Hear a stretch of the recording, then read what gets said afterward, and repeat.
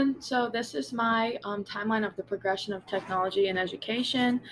So the first technology piece I have is the Hickok ruling machine, which was made in 1770. It was originally patented by John Tetlow, but was improved by William Hickok. And so I honestly don't know what I would do without this. This is what draws the lines on the paper. One of the first pieces that started that. And then the blackboard was invented in 1801. It was an original piece of slate up on the wall, and it was used to teach geography. And so I just think that that's really interesting. I was going to do the pencil, but then I thought, ooh, the ballpoint pen would be more fun. So it was invented initially to write on rougher materials like wood and leather.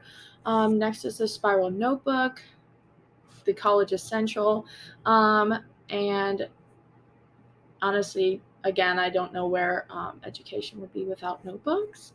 Um, Next is the overhead projector in the 1950s. This is used was used to take text and project it on the wall, so a bunch of students at once could see the same thing that the teacher was seeing, and also used to write on. And then the whiteboard wasn't implemented until the 1970s, although it was invented about 20 years prior to this. The chalkboard just was doing so well, people didn't really use the whiteboard until the 1970s. But next is the computer.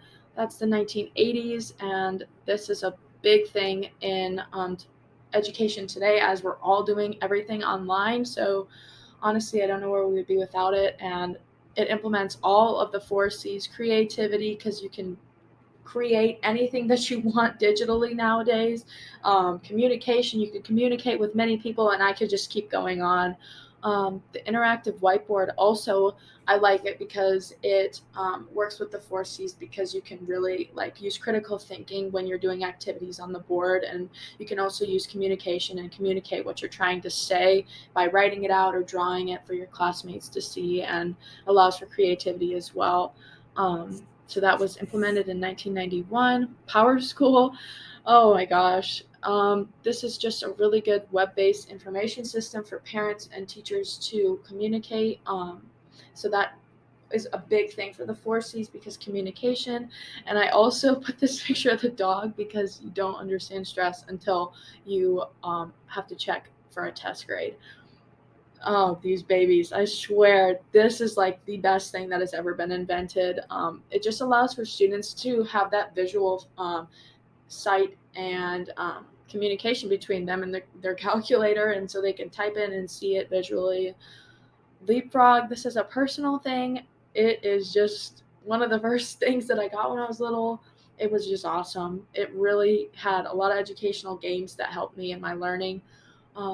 iPad came out in 2010. Zoom in 2011. I cannot believe how crazy. Like, imagine being the creator for Zoom, and then 10 years later, everybody's on Zoom. So Zoom allows for creativity, collaboration, critical thinking, all of that. It allows for just so many people to be able to be in touch and communicate and collaborate together. I got my first DS in 2011. Google Classroom came out in 2014, which is interesting because Google Classroom, I just feel like I'm going to use that a lot. And it also allows for communication between students and parents and teachers. Instagram got it in 2014, my first iPhone in 2016.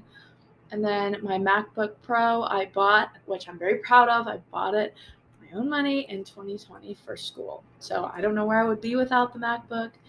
But yeah, that is my educational timeline.